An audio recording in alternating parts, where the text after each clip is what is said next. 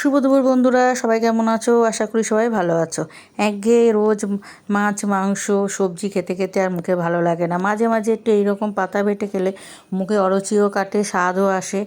আর এই পাতাটা হলো দুধমান কচুর পাতা, যেটা আমাদের কচু শাক তো অনেক রকম হয়, সেই দুধমান কচুর পাতাটা যেটা মাঝখান থেকে ওঠে, সেই পাতাটা ভালো করে আমি বেছে ছাড়িয়ে নিয়েছি। পুরো পাতাগুলোকে নিতে হবে, পাতার শিরাগুলোকে ফেলে দিতে হবে। পাতার শিরাগুলো নিলে কিন্তু একটু গলা চুলকাতে পারে। একদম শিরাগুলো বেছে ফেলে দিয়ে, আর রসুন নিতে হবে বেশ করে অনেকগুলো রসুন নিয়েছি আমি, তার সঙ্গে দিয়েছি কাঁচা লঙ্কা, আর পাতাগুলো ভালো করে মিক্সিতে বেটে নিয়েছি একটু জল দিয়ে। বেটে নিয়ে তারপরে কড়াইতে তেল বসিয়ে তেলের মধ্যে দিয়েছি কালো জিরে ফোড়ন, তার মধ্যে পাতা বাটাটা দিয়ে একটু নুন হলুদ আর একটু চিনি দিয়ে তেলের মধ্যে ভালো করে নাড়তে নাড়তে একদম শুকিয়ে ফেলতে হবে। আর তোমাদের কাছে যদি এই রান্নার ভিডিওটা ভালো লেগে থাকে অবশ্যই একটা লাইক কমেন্ট করবে। আর এই পাতা বাটাটা দিয়ে গরম গরম ভাত এক থালা খাওয়া হয়ে যায়, খেতে দারুণ লাগে।